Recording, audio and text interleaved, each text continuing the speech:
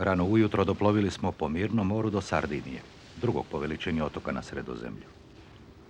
Na ulazu u glavni grad Cagliari, stražari stijena pomalo nalik na Gibraltar, a dugački lukobran štiti ovu po važnosti petu trgovačku luku Italije od svih bijesova Tirenskog mora. Neposredno iznad ribarsko-sportske lučice nalazi se legendarno svetište Nostra Signore di Bonaria, ovdašnje zaštitnice svih moreplovaca, sagrađeno u 14. stoljeću.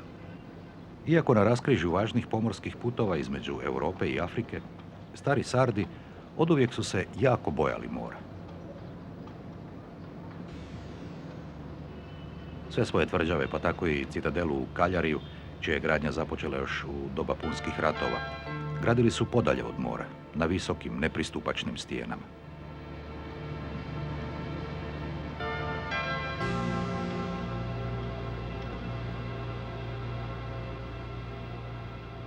Još od vremena Feničana, koji su osnovali Cagliari u 9. stoljeću prije naše ere, kao jedan od najstarijih gradova u Europi, svi neprijatelji uvijek su nasrtali s mora. Osvajali su ga Kartažani, Rimljani, Vandali, Bizantinci, Saraceni, Španjolci i u 18. stoljeću Pjemont. No nitko od njih nije ga srušio. Kao vrhunac ironije, grad je na kraju gotovo sasvim razoren iz zraka. 1943. godine prilikom savezničke invazije iz Afrike na Italiju. Kasnije, postepeno obnovljeni, danas s oko 300.000 stanovnika, Cagliari je ponovo preuzeo staru povijesnu ulogu najvažnije otočne luke za izvoz žitarica. Na zapadnoj i istočnoj strani grad obrubljuju velike solane, najveće na Sardiniji, nastali su šivanjem močvara i velikih plitkih laguna. Danas ih s morem spajaju uski, za manje čamce plovni kanali koji opasuju cijeli Cagliari. Te zaštićene solane na rubu grada postale su s vremenom prirodno obitavalište za više od 300 vrsta ptica, uključujući liske, vivke, čaplje, ždralove i najviše flamingose.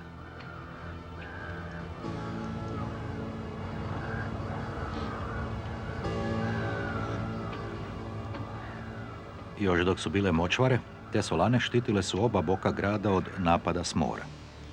Danas je na vanjskom rubu istočne solane dugačka pješčana javna plaža Poeto, plaža pjesnika.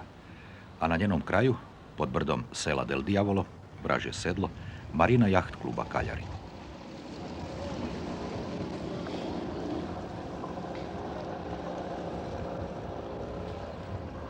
Na ovom izrazito poljoprivrednom otoku, kojem je u cijeloj burnoj povijesti more donosilo samo neprijatelje i strah, ovaj prvi nautičko-jedriličarski klub osnovan je tek godine 1964. Prvu ljubav prema moru ovamo su zapravo donijeli stranci i početni razvoj nautičkog turizma, a s njime i privlačnije i unosnije mogućnosti zarade. Tako su ovi mladi nautičari na redovitoj nedjeljnoj regati u najmanjoj klasi Optimist tek druga generacija domaćih nautičara, prvih Sardinaca koji se ne boje mora. Ovdašnja škola jedrenja obučila je prvih 100-tinjak domaćih natjecatelja u nekoliko najpopularnijih klasa, a prvu međunarodnu regatu Jaht klub Cagliari organizirao je 1967. godine. Od tada je tradicionalna, kao festival jedara, kojem su pridodana i 2 natjecanja u ribolovu, Sardincima povijesno nešto bližem sportu.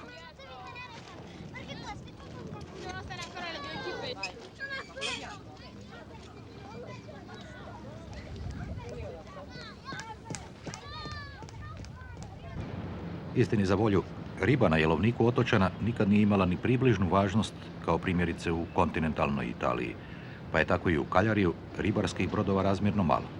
Premda žive na susjednim otocima, Sicilijanci i Sardinci još i danas se znatno razlikuju i etnički i po navikama. Porijeklo prastanovnika Sarda prava je zagonetka. Pretpostavlja se da su otprilike 14 stoljeća prije naše ere došli dijelom iz Afrike, a dijelom s Iberskog poluotoka. Tragom prvih europskih osvajača tog brdovitog otoka zajedrili smo najprije malo u povijest.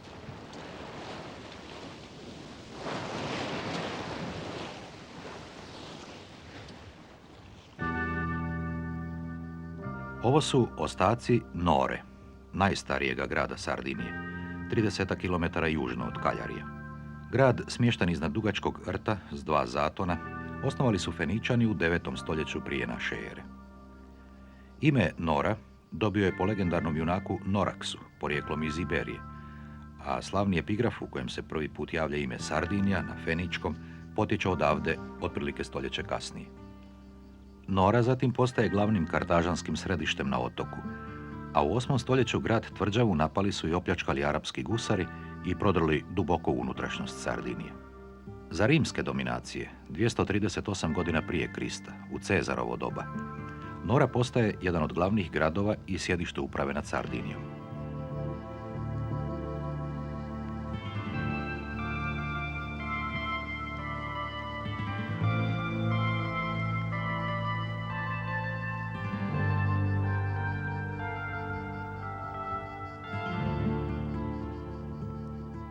Svi gospodari Nore ostavili su ovdje bezbroj tragova o svojoj prisutnosti i kulturi, a obje feničke luke, mi bismo rekli Zaburu i Jugo, još i danas koriste ribari kao odlična zakloništa za brodove. A svim se češće pridružuju i strani jedriličari na krstarenju Sredozemljem. Na ruti od Sicilije prema Gibraltaru, Nora je i danas idealno sidrište za suvremene akvanaute.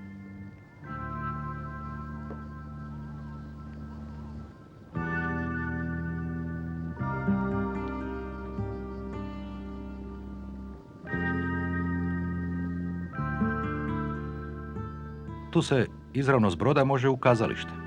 Sačuvani rimski amfiteatar iz 2. stoljeća prije naše ere, u kojem se povremeno održavaju predstave o dugoj, zamršenoj povijesti ovog otoka na vjetrometini europskih i afričkih civilizacija.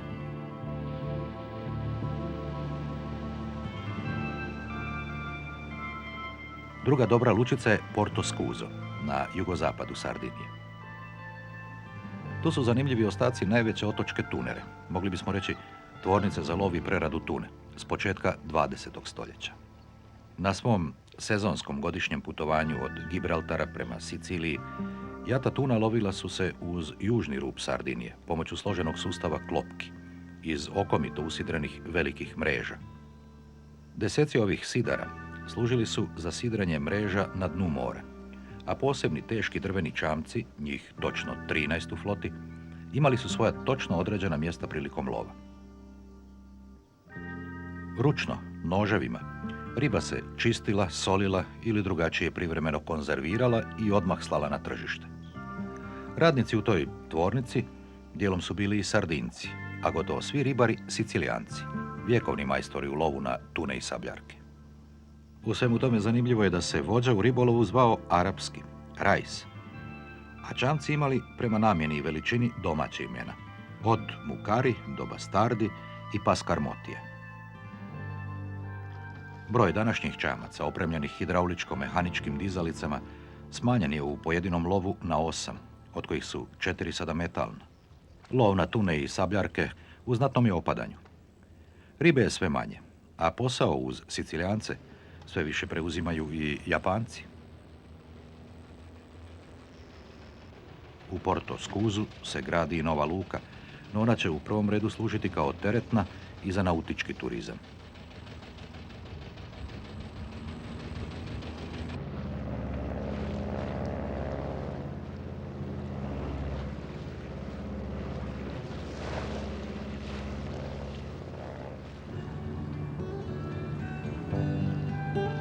Na najzapadnijem otočiću, San Pietro, uz jugozapadni rub Sardinije, jedini je gradić Carlo Forte. Ima manje od 7000 stanovnika i najbolja je južna nautička luka Sardinije i predah za jedriličare koji namiravaju dalje za Baleare i Gibraltar. Grad su u 13. stoljeću osnovali lovci na tune i za razliku od ostalih sardinskih tvrđava ima potpuno mediteranski ugođaj. Na glavnom je trgu rivi, fontana, spomenik sabljarki i svojevrsna vodena ruža vjetrova. Fontana je podignuta u čast 250 godišnjice dolaska prvih doseljenika iz Ligurije, a koji su ovdje sačuvali tipične značajke u arhitekturi, običajima i dijalektu. Ukratko, svemu što daje poseban šarm ovom gradiću.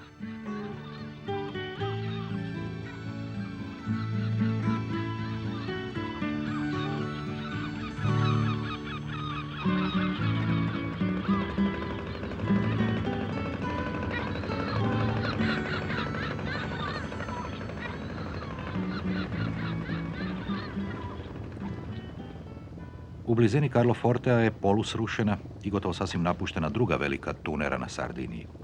Sagrađena je u 19. stoljeću, zapravo na rubu glavne sredozemne morske magistrale, kojom su svake godine od svibnja do srpnja velika jata sabljarki i tuna putovala prema Siciliji. Danas još neke zgrade služe kao skladišta, a ostaci lukobrana kao zaštićena plaža izletnicima.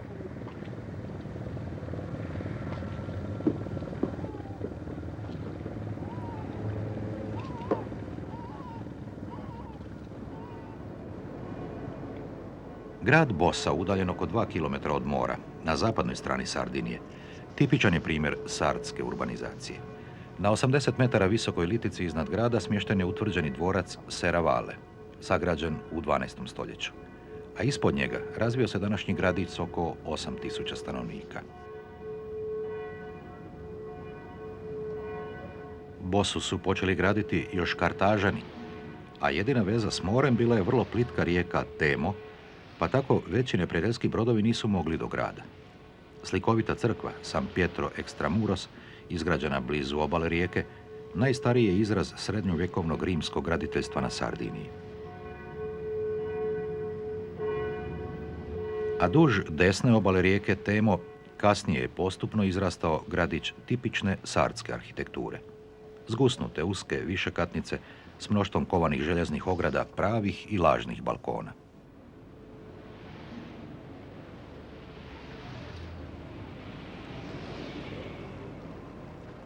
Ovdje u sigurnosti grada, inače poznatog po uzgoju maslina i izvrsnom vinu Malvaziji, za čudo dobro se razvilo i ribarstvo. Zbog plitke rijeke, čija je dubina mjestimično samo pola metra, svi čamci za odlazak u ribolov na more su maleni. No za vrše, koje ovdje stari ribari vješto pletu od trstike, to se ne bi moglo reći. Neke su visoke 2, a promjera šireg od 1,5 metra.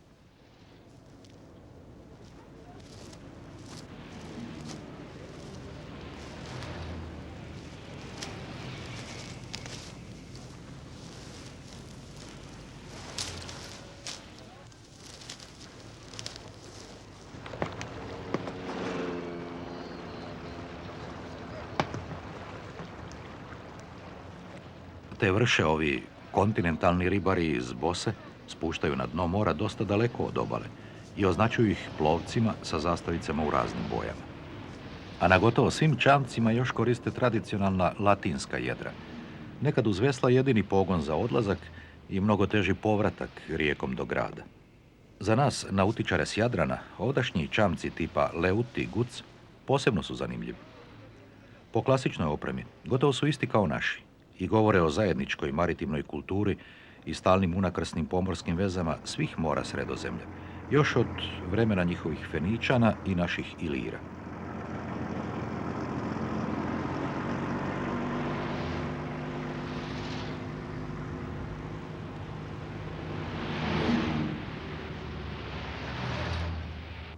Srednjovjekovna obalna kula za zaštitu od gusara, 2,5 km nizvodno po rijeci Temo, blizu njenog ušća, označuje morsku luku grada nazvanu Bossa Marina. Dugački rt dobro štiti od valova veliku pješčanu plažu s bistrim morem, pa se tu u posljednje vrijeme razvio i turizam. Tu su niknuli brojni mali restorančići i pizzerije, izgrađen je prvi hotelčić i naselje apartmana. No gostiju ni ljeti nema previše. Na Sardiniji ih više privlači razvikana Costa Smeralda.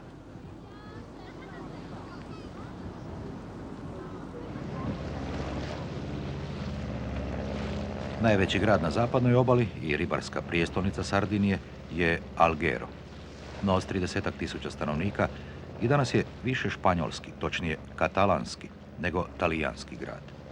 Doduše do 14. stoljeća držali su ga Đenovežani, a zatim ga je uz pomoć venecijanske flote osvojio Pierre d'Aragon, protjerao Ligure i naselio svoje Katalance. Oni su, protivno sardskim običajima, snažno utvrdili grad već na samoj obali. Stoljeće kasnije bastioni su dobili ime Kristofora Kolumba, a Katalanci i kasnije Španjolci držali su grad puna 4 stoljeća. Još i danas grad je pun aragonsko-španjolskih obilježja, kako u arhitekturi, tako i u katalanskom narječju, kojim se i sada ovdje govori.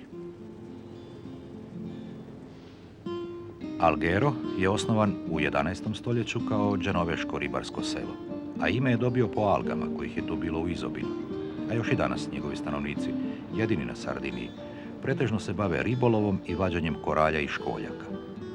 Grad algi tako je i sada najbolje mjesto za kupnju nakita i koraljnih ukrasa i novih turističkih pomodnih sitnica i suvenira.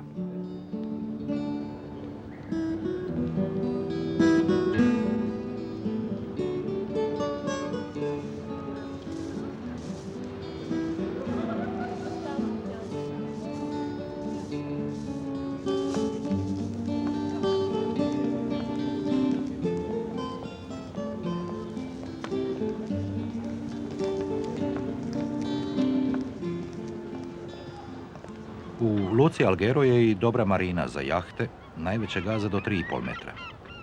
Zbog male dubine, uz gradsku rivu mogu pristati samo manji ribarski brodovi, no ovamo se svakodnevno dovozi, važe i odmah otprema kvalitetna riba, uglavnom sabljarke i tune.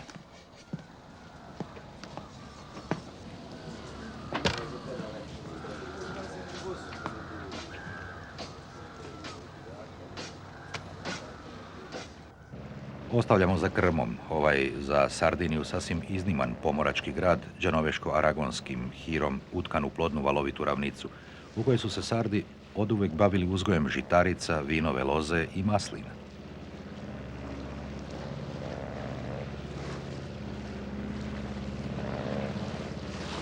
Za kraću promjenu vremenskog kursa sad plovimo malo natrag u legendu.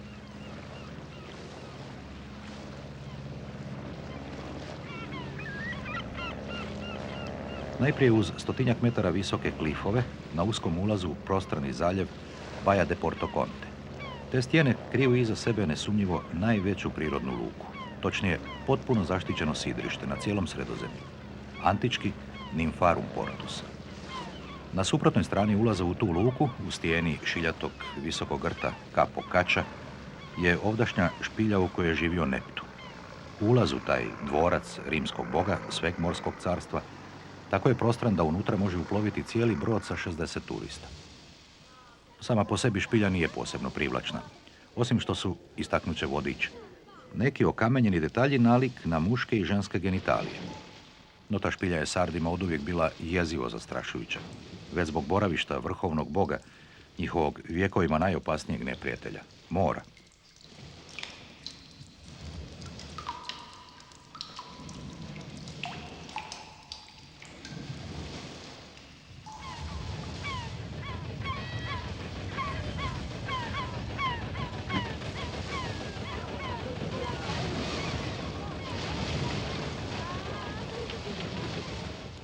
Cijela okolina Neptunove špilje, otočića i hridi ispred nje, puno je pukotina, rupa i nepristupačnih stijena.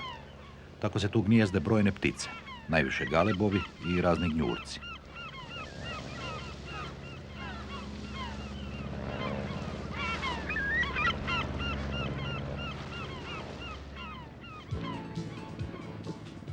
Costa Smeralda, smaragdna obala, to turističko čudo na sjeveroistoku Sardinije, bila je do prije 30 godina nepoznata zemlja. Tu je živjelo samo nekoliko obitelji pastira, a koze, ovce i konji pasli su neprohodnu makiju. 60. godina taj čarobni kraj otkrio je svijetu službenik Svjetske banke John Duncan Miller, došavši provjeriti kako napreduje ekonomski razvojni plan za Sardiniju koji je financirala njegova banka. Bio je jednostavno oduševljen tom još netaknutom oazom divljine. Govorio je o njoj takvim zanosom u Londonu da je pobudio veliko zanimanje za svoj projekt novog turističkog raja, kakvim ga je zamislio. U proljeće 1962. osnovan je međunarodni konzorcij Costa Smeralda pod vodstvom odličnog mladog poduzetnika Agekana Karima. Zacrtan je plan izgradnje ekskluzivnih hotela, skupih vila i jeftinih apartmana za iznajmljivanje, nautičkih baza, ali tako da sve bude potpuno prilagođeno okolini, uz puno poštivanje ekoloških zahtjeva za zaštitu prirode.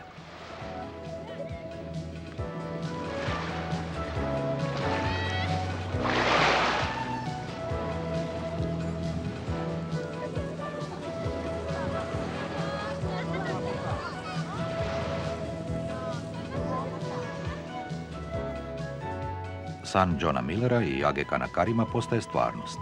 Uz brojna manja naselja u najljepšim uvalama, izrasla i prijestolnica Costa Smeralde, Porto Cervo, i još jedan gradić, Palau. Oba sa šarmom neke čudesne futurističke arhitekture, oblikom i bojama uspješno uklopljene u okoliš.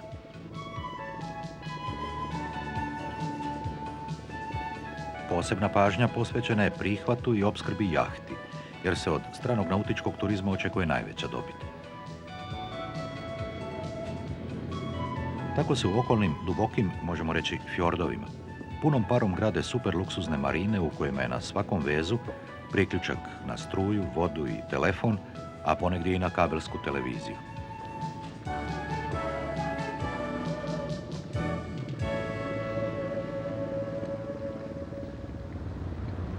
Gradić Palau, star tek 15 godina, sa svojim crvenkastim apartmanima i najvećom marinom na Costa Smeraldi, najbolja je polazišna luka za odlazak na krstarenje arhipelagom Madalena. Tih 20-ak otočića proteže se preko tek 7 milja širokog tjesnaca Boke di Bonifacio, sve do južnog ruba Korzike. U pokušaju odgovora na naše u seriji Jedrima oko svijeta usputno pitanje na čemu sve danas i zašto jedre Europljani, ukrcali smo se na poprilično heretičku škunu Fradolcino. Vjerna je kopija brze i jake američke brzojavne škune iz 1737. A izradio je tršćanski brodograditelj Carlo Sciarelli, po želji i zamisli vlasnika i skipera Marka Dessija iz Kaljarija. Brod je dobio ime Fradolcino po imenu zloglasnog srednjovjekovnog krivovjerca, a simbolizira, kako nam reče Marko Dessi, krivovjerstvo u smislu suvremenih zahtjeva u sportskom jedrenju. Plovimo kraj rta Punta Sardenja uz jedno od prvih turističkih naselja na Costa Smeraldi i skrećemo prema najvećem otoku, Madaleni.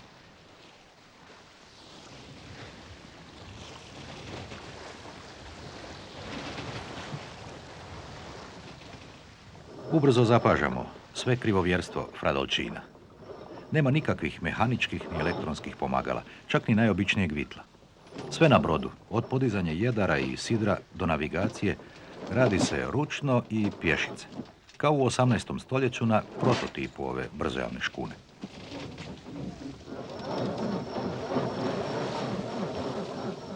Američki originali, noseći brzojave, morali su biti vrlo brzi i čvrsti. Često se probijajući i kroz pomorske blokade, odolijevali su i topovskim hicima.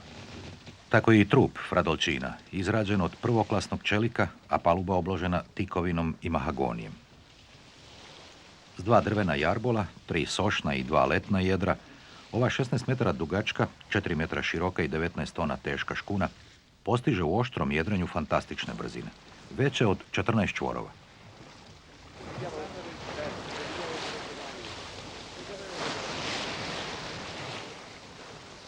Inače, nenastanjeni otoci, Sparđi, Santa Maria, Razzoli i Budeli, danas su privatni ljetni raj za ljude duboka džepa. Tu su među golemim kamenjem sagrađene maštovite vile, a sudeći po brojnim gliserima i jedrilicama, pravunuci starih sarda napokon su izgubili strah od mora.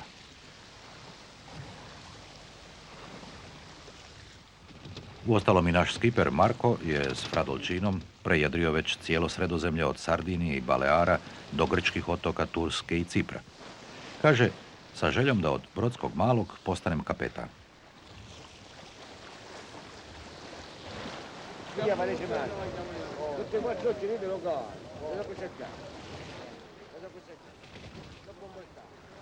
U vodama arhipelaga Madalena danas djeluje nekoliko ljetnih škola jedrenja konzorcija Costa Smeralda, a gotovo tropski ugođaj prekrasne tirkizno-zelene lagune i pješčane plaže otočića Budeli privlači najviše posjetilaca iz cijele sjeverne Europe.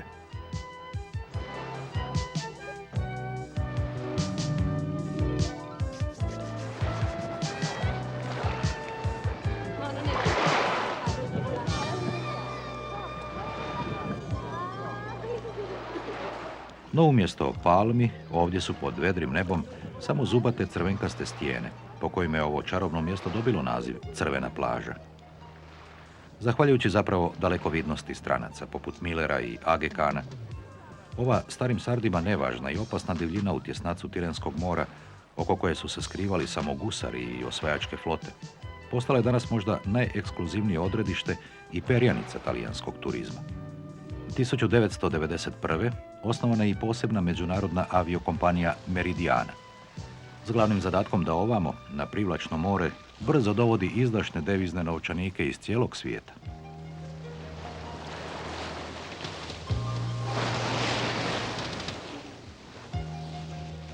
A jedreći dalje, na ovovjekoj brzojavnoj škuni, pomalo shvaćamo i neku novu sardsku, a svim istinskim ljubiteljima plovidbe na vjetar poznatu filozofiju. Da sam 15 dana na ljetnom odmoru, i ja bih koristio vitla, automatska motala za jedra i elektronski instrumente. No ja zapravo živim na moru već 10 godina i želim istinski uživati u tradicionalnom jedrenju, reče nam Marko.